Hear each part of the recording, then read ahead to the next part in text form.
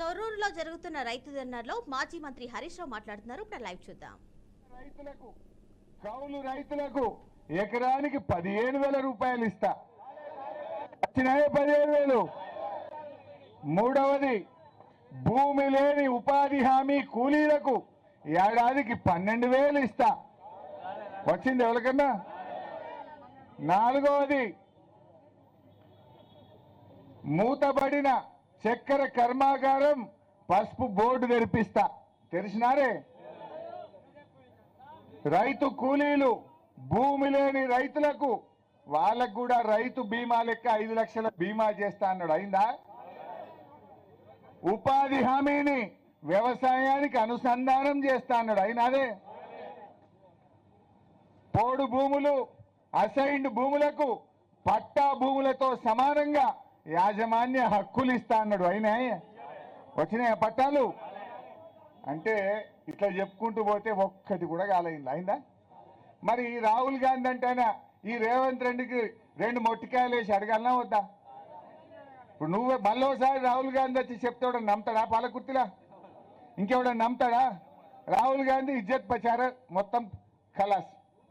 రేవంత్ రెడ్డి పుణ్యమాని రేపు రాహుల్ గాంధీని ఎవడు నమ్ముతాడా ఈ తెలంగాణలో? నువ్వు ఓట్లప్పుడు వస్తేవి ఇవన్నీ చేస్తా అని మాట ఇచ్చిపోతివి. మరి ఇలా ఒక్కటన్నా అమలైందా? నువ్వు వచ్చి 10 నెలలు అయింది, ఏమైందా, చేసినావా లేదా అని రాహుల్ గాంధీ అంటే అయినా మరి రేవంత్ రెడ్డి నిలబెట్టి అడగాలనా వద్దా? అంటే ఆయన పోయి ఢిల్లీలో పడ్డాడు, ఈయన సప్పుడు లేదు. మొదట్లో అన్నాడు, ఓ రాహుల్ గాంధీని దోల్కత్తా రుణమాఫీ మీటింగ్ వరంగల్లో పెడతా అన్నాడు. పెట్టు బిడ్డ, పెట్టు. పెడితే అప్పుడు మా రుణమాఫీ కానోళ్ళని వచ్చి మీ సంగతి ఏంటో చెప్తారు. ఇక పని చేయి. వస్తాడా రాహుల్ గాంధీ? రుణమాఫీ చేయకుండా వస్తే అవుతుందా? ఇవన్నీ ఏమైనాయి? నువ్వు రైతు వరంగల్ డిక్లరేషన్ అన్నావు, ఒక్కటన్నా అమలైందా? దయచేసి మీరు ఆలోచన చేయండి. అంటే మొత్తంగా ఇవాళ రాష్ట్రంలో రౌడీ రాజ్యం నడుస్తున్నది. ఒక చేతిలోనేమో రాజ్యాంగం పట్టుకుంటారు, మరో చేతిలో రౌడీయిజం చేస్తూ ఉన్నారు. ప్రశ్నిస్తే భౌతిక దాడులకు దిగుతూ ఉన్నారు.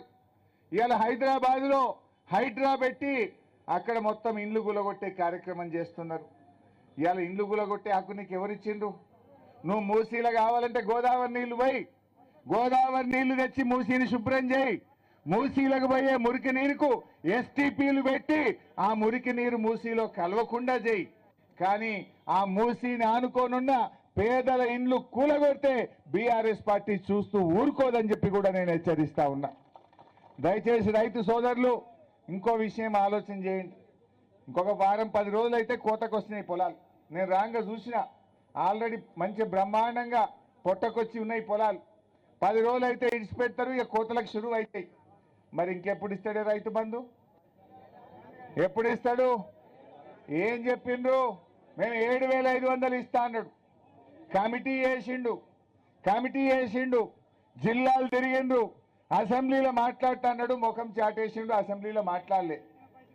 తర్వాత మేము దసరా పండుగ అందిస్తా రైతు బంధు అని నిన్నో మంత్రి పొన్నం ప్రభాకర్ అంటుండు. వ్యవసాయ మంత్రి అంటుండు, ఇప్పుడేం పైసలు లేవు, రుణమాఫీ అయినాక మెల్లగా చూస్తామంటుండు. అంటే నీ రుణమాఫీ ఎవరికి ఇంకా ఏడాది అవుతుంది. మరి అప్పటిదాకా రైతు బంధు ఇయ్యవా? బిడ్డ రేవంత్ రెడ్డి, వెంటనే దసరా పండుగ లోపు మా రైతులందరికీ రైతు బంధు విడుదల చేయమని చెప్పి మేము డిమాండ్ చేస్తా ఉన్నాం. పండుగ మంచిగా చేసుకుంటారు మా రైతులు. పైసలు రేపో మాపో రైతు బంధు డబ్బులు ఎకరానికి 7,500 బ్యాంకులలో వేయాలని చెప్పి బీఆర్ఎస్ పార్టీ ఈరోజు డిమాండ్ చేస్తూ ఉంది. అదేవిధంగా రుణమాఫీ రైతులకు ఎలాంటి కుంటి సాకులు లేకుండా, పెన్లాం లేదనో మొగుడు లేదనో, బ్యాంకుల ఆధార్ నంబర్ మిస్ మ్యాచ్ అయిందనో, పేరు చక్కగా వల్లేదనో అన్ని జూటా మాటలు బంద్ పెట్టు, అందరికీ 2 లక్షల రుణమాఫీ చేయాలని చెప్పి బీఆర్ఎస్ పార్టీ డిమాండ్ చేస్తా ఉంది. ఇడవం రేవంత్ రెడ్డిని, ఎట్టి పరిస్థితుల్లో రేవంత్ రెడ్డిని ఇడవం. ఇప్పటికే నువ్వు మొనగానివి కాదు, మోసగానివి అని తేలిపోయింది బిడ్డ. యాడికి పోయినా నిన్ను అడుగుతాం, నిన్ను గడుగుతాం, నిన్ను నిలబెడతాం, నిన్ను అసెంబ్లీలో గట్టిగా ప్రశ్నించి బల్ల గుద్ది నీతో రుణమాఫీ చేయిస్తుంది బీఆర్ఎస్ పార్టీ అని అంటా ఉన్నాం.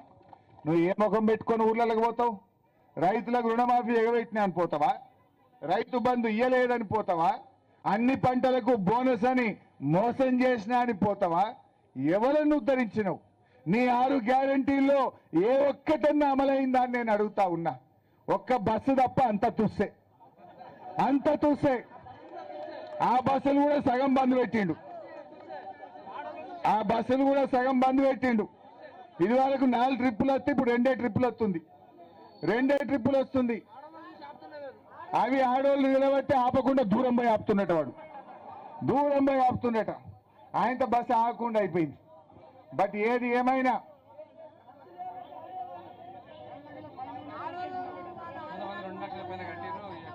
రెండు లక్షల పైన ఉన్న వాళ్ళు ఇప్పుడు ఎంత? ఈ ప్రభుత్వంలో ఒక శృతి లేదు. ఏమైందే? ముఖ్యమంత్రి ఏమన్నాడు? మీరు పైసలు కట్టుని తెల్లారే మాఫీ చేస్తా అన్నాడు. పాపం ఆయన మాట నమ్మి అగో మా రైతన్న చూపిస్తుండు.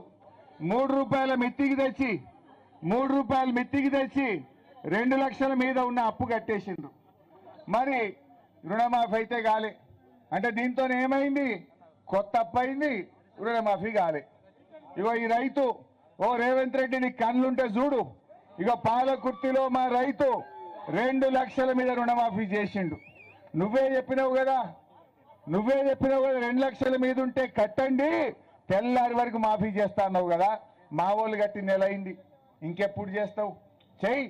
నీకు చెవులుంటే, నీ కళ్ళుంటే ఇగో మా పాలకుర్తికే నిన్ను అడుగుతా ఉన్నా, 2 లక్షల మీద ఉన్న డబ్బు కట్టిన మా రైతులకు వెంటనే రుణమాఫీ చేయాలని చెప్పి రేవంత్ రెడ్డి గారు నేను ఈ సందర్భంగా డిమాండ్ చేస్తా ఉన్నా. ఆయన ఏమంటాడు? తుమ్మల నాగేశ్వరరావు ఇప్పుడే కట్టకుర్రా అంటుండు. 2 లక్షల మీద ఉన్న వాళ్ళు ఇప్పుడే కట్టకుర్రని మంత్రి అంటాడు. ముఖ్యమంత్రి ఏమో మీరు కట్టుర్రి, నేను తెల్లారే ఇస్తా అంటాడు. ఎవరి మాట నమ్మాలి? మంత్రి మాట నమ్మాలనా, ముఖ్యమంత్రి మాట నమ్మాలనా? మరి కట్టిన వాళ్ళ పరిస్థితి ఏం కావాలి?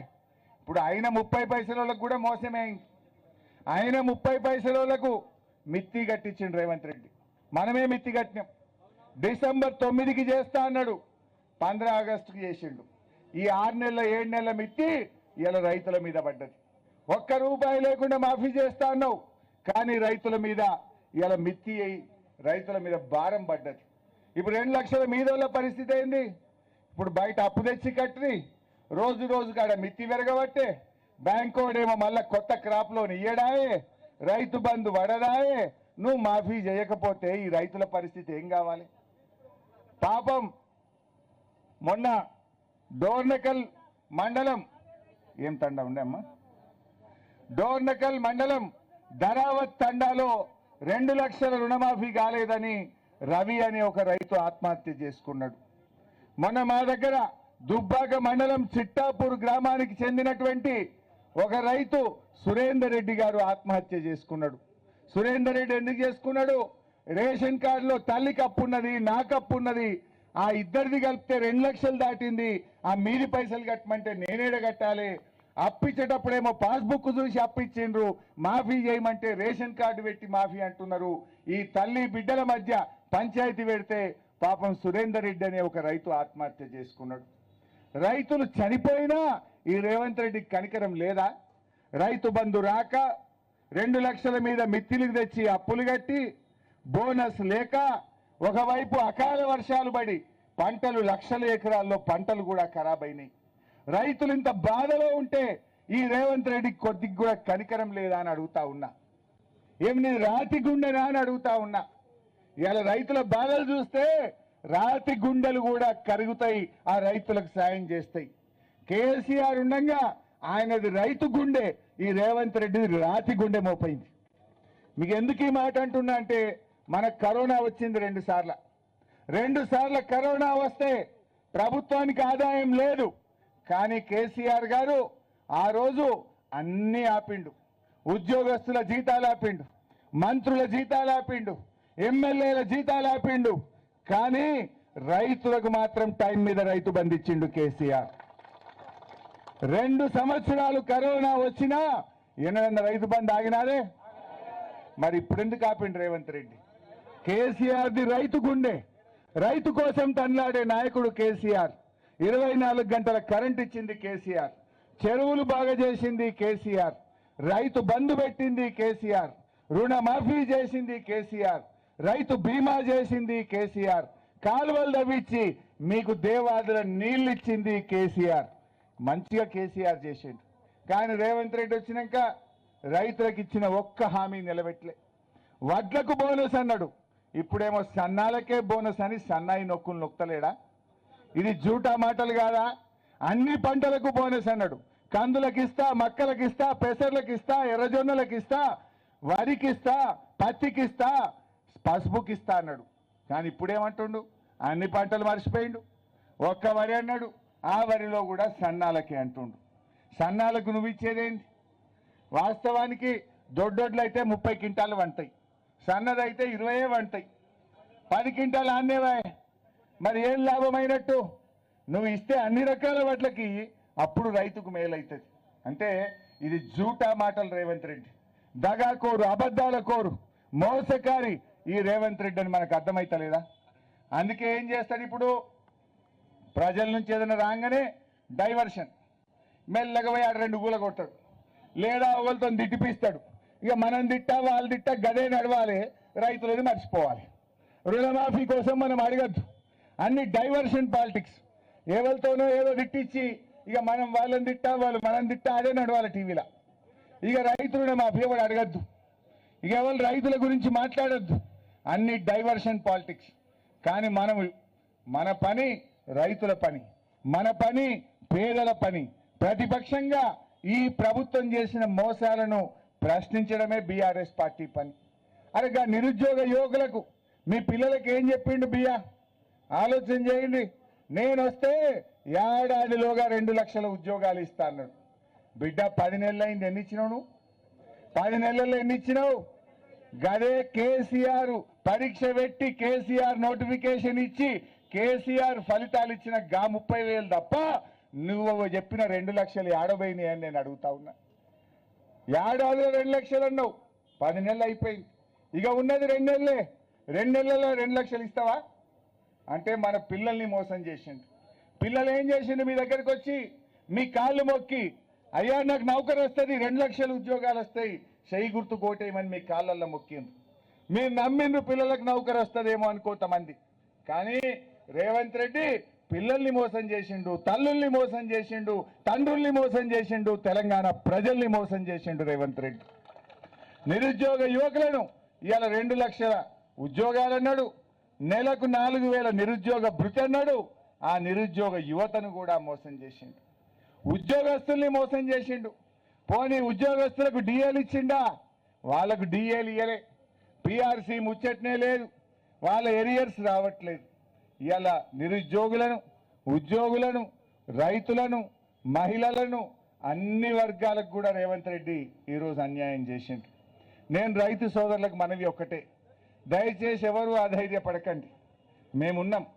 ప్రధాన ప్రతిపక్షంగా మీకు రైతు రుణమాఫీ